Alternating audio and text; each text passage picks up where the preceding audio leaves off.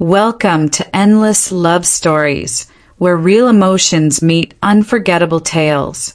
If you're ready for a story that will leave you questioning everything you thought you knew about family and love, then you're in the right place. Don't forget to hit that subscribe button, and let's dive into today's incredible true story. My name is Marcus, and I thought I had the perfect life.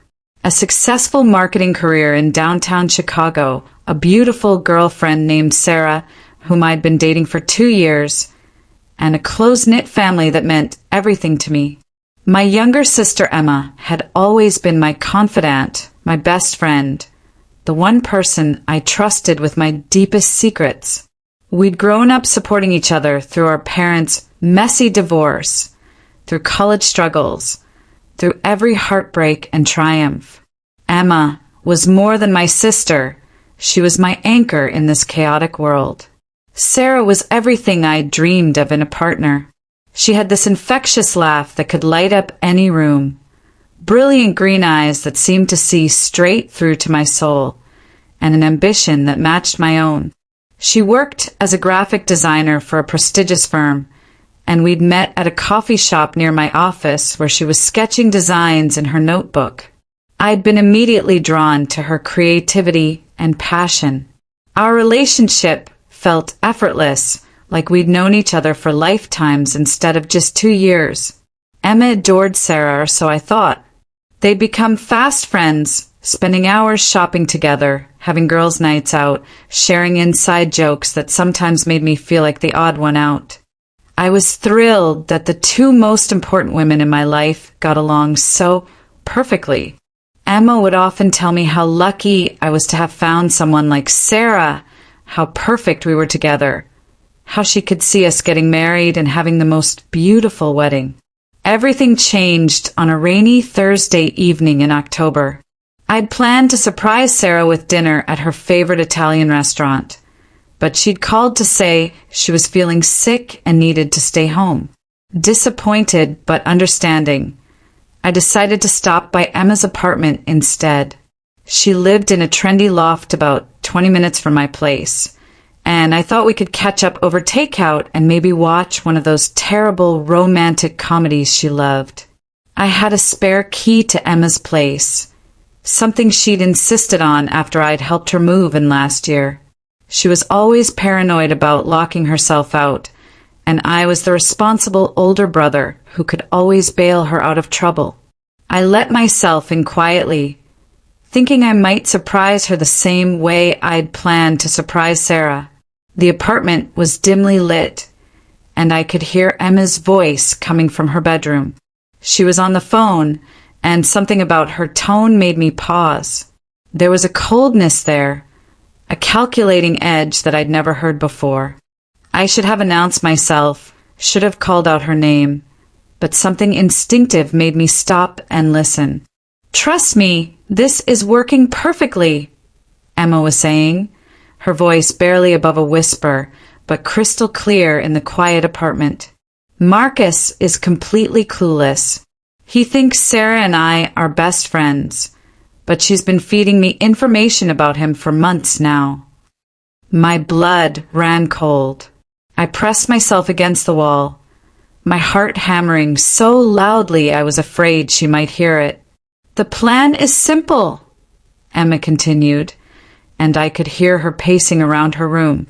"Make him fall hard, make him completely dependent on her, and then take everything. Sarah's already gotten access to his bank accounts, his business contacts, even his social media passwords. He trusts her with everything because he thinks he's going to marry her." I felt like I was drowning. The walls of the apartment seemed to be closing in around me, and I had to grip the doorframe to keep from collapsing. This couldn't be real. This had to be some kind of nightmare. "Marcus has been working on that huge Morrison account for months." Emma's voice drifted out again. "It's worth almost $500,000 in commission if he closes it. Sarah's been copying all his presentations, his client notes, everything. Once she has enough information, she's going to approach Morrison directly and steal the account. With my connections in the industry and her design skills, will cut Marcus out completely. The Morrison account. I'd been working on it for 8 months, staying late every night, missing family dinners, postponing vacations with Sarah. It was going to be the deal that finally let me propose to her, the security that would give us the foundation for our future together. And she'd been planning to steal it from me all along. The best part is that he'll never see it coming. Emma laughed, and the sound made my stomach turn. He's so blinded by love and so trusting of family that he can't imagine either of us would betray him. Sarah says he's already talking about proposing. Can you imagine? He's going to give her a ring right before we destroy his entire life. I couldn't listen anymore. Moving as quietly as possible, I backed out of the apartment and made it to my car before the full weight of what I'd heard hit me. I sat in the parking lot for almost an hour, my hands shaking as I tried to process the magnitude of their betrayal. My sister, the person I'd protected and supported my entire life, was actively working to destroy me.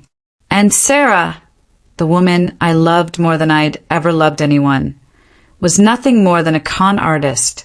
But as the initial shock wore off, something else began to take its place. Anger. Cold, calculated fury that burned in my chest like ice.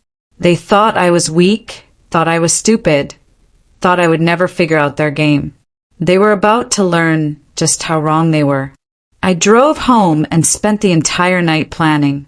If Emma and Sarah wanted to play games, I would give them a game they'd never forget. But I wouldn't stoop to their level. I would beat them at their own game using nothing but the truth and their own greed against them. The next morning, I called my best friend Jake, who happened to be a private investigator.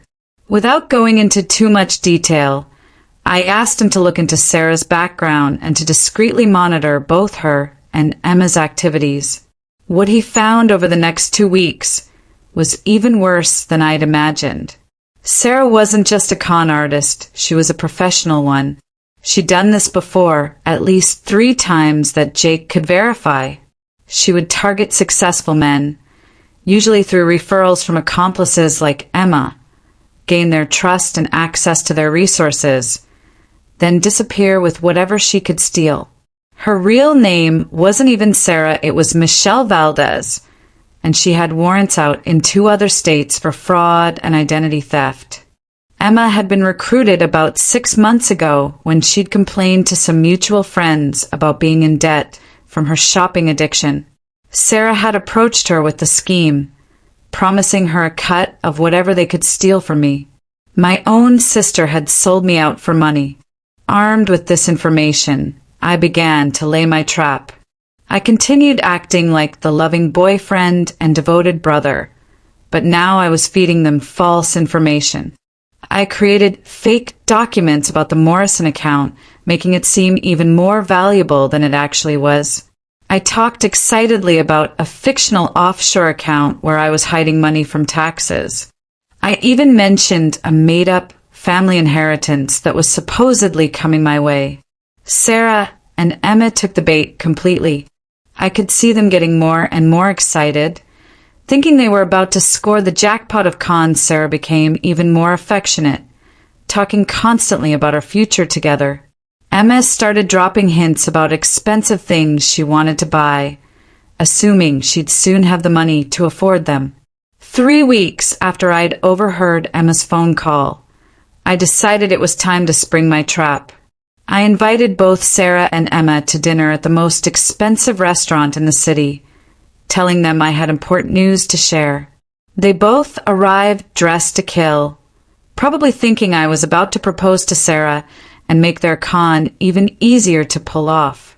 Over appetizers, I smiled at both of them and pulled out a manila envelope. "I have something I need to share with both of you," I said, keeping my voice cheerful and warm. "It's about trust and family and love."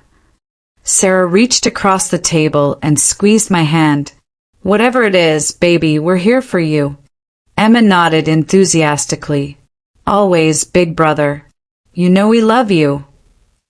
I opened the envelope and pulled out copies of all the evidence Jake had gathered.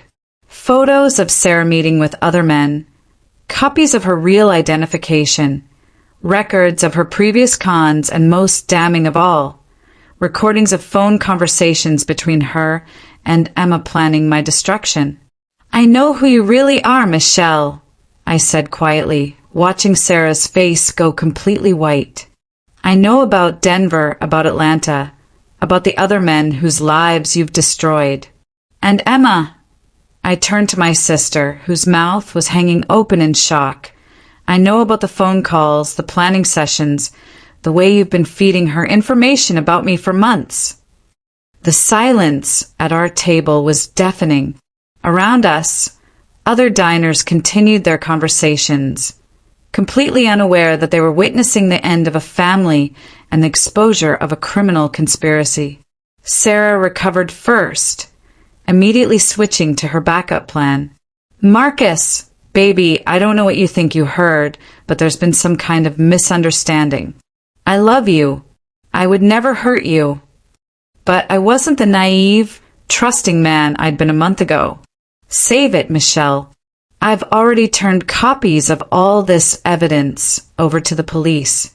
There's a detective waiting outside right now to arrest you on those outstanding warrants from Colorado and Georgia. Emma finally found her voice. Marcus, please let me explain. It wasn't supposed to go this far. I never meant for it to actually happen. You never meant for it to happen. I stood up from the table, my voice rising slightly. Emma, you were planning to steal my life's work, destroy my career, and laugh about it afterward. You called me clueless. You said I was too stupid and trusting to ever figure it out. Other diners were starting to stare now, but I didn't care. These two women had tried to destroy everything I'd worked for, everything I cared about. They deserved to face the consequences of their actions in the most public way possible. The Morrison account that you two were so excited to steal? I never gave Sarah the real information. Everything she copied was fake. The bank accounts she thought she'd gained access to? I closed them weeks ago and opened new ones. The inheritance money Emma was counting on? That was completely made up. Sarah was frantically gathering her purse, probably planning to run, but I held up my hand. I wouldn't bother trying to leave Michelle. Like I said, the police are already here.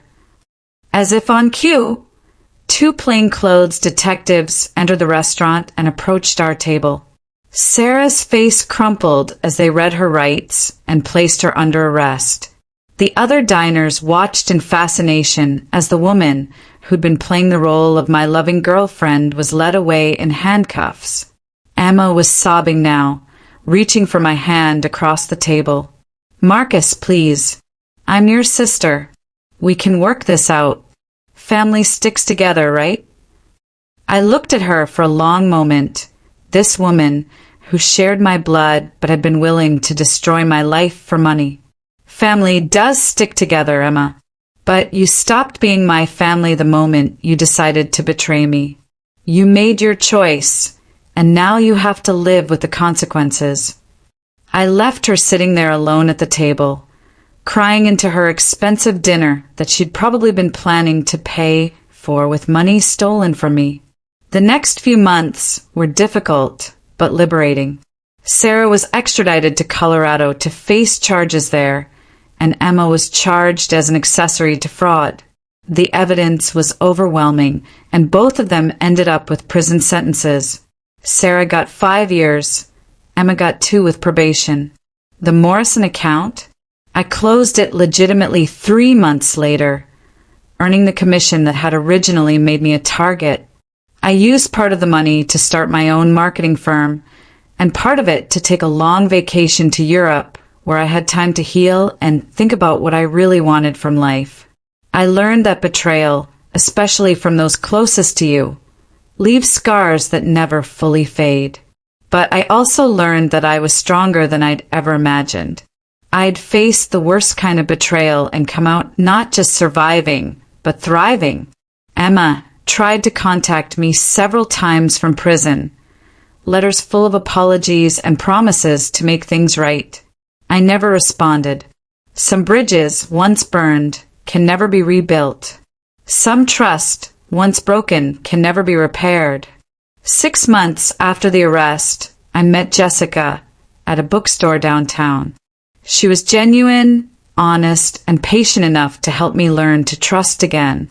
We've been together for a year now, and while I'm more careful about protecting my heart and my secrets, I'm also happier than I've been in years. The lesson I learned from this entire experience is that real love doesn't scheme or plot or manipulate. Real love doesn't view you as a target or an opportunity.